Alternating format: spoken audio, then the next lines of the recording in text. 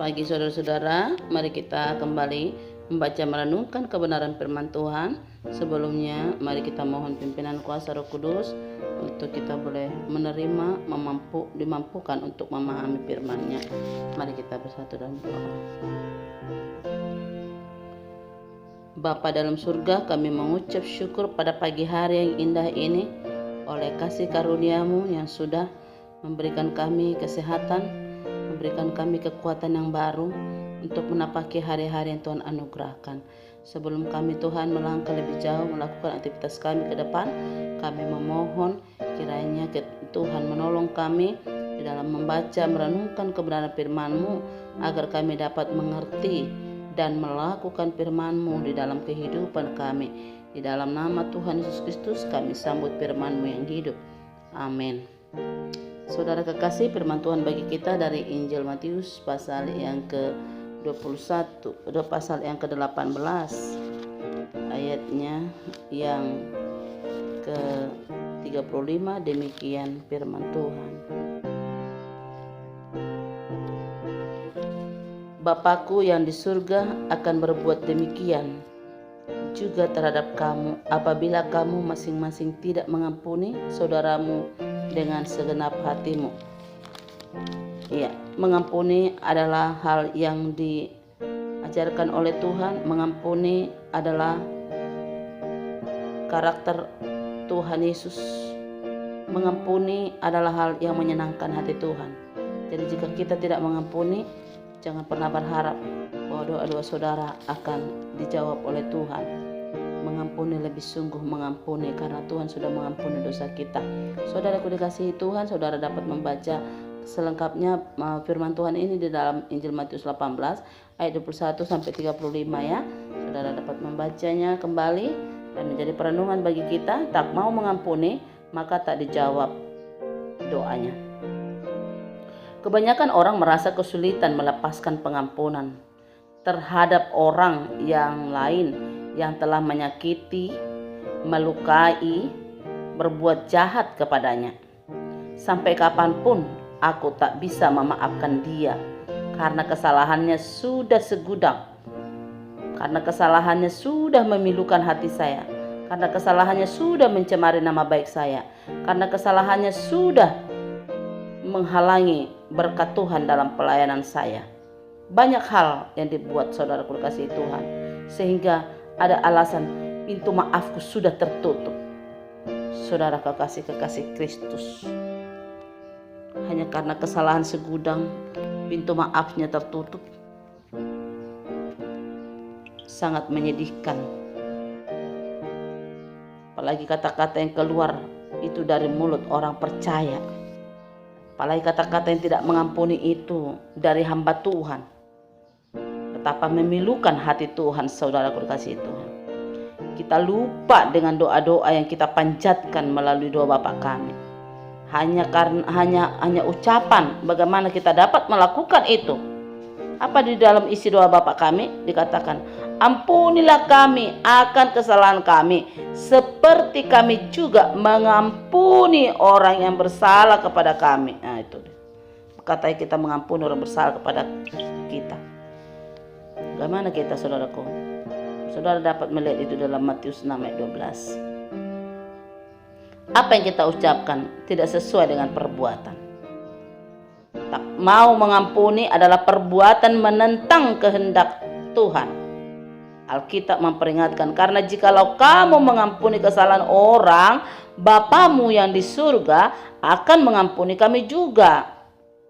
Bapamu yang di surga akan mengampuni kamu juga. Tetapi jikalau kamu tidak mengampuni orang, Bapamu juga tidak akan mengampuni kesalahanmu. Saudara itu dapat melihat di dalam Injil Matius 6 ayat 14 sampai 15.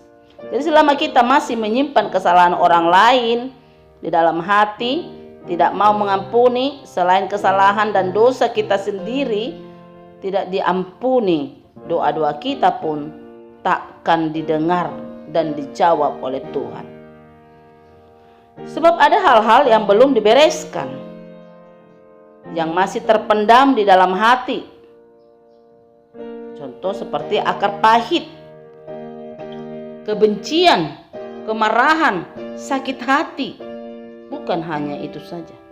Jikalau engkau mempersembahkan persembahanmu di atas mezbah dan engkau teringat akan sesuatu yang ada dalam hati saudaramu terhadap engkau, tinggalkanlah persembahanmu di depan mezbah itu dan pergilah berdamai dahulu dengan saudaramu, lalu kembali untuk mempersembahkan persembahanmu itu. Jadi supaya persembahan kita itu juga berkenan, kita harus juga untuk berdamai dengan orang yang pernah menyakiti hati kita atau yang pernah kita sakiti.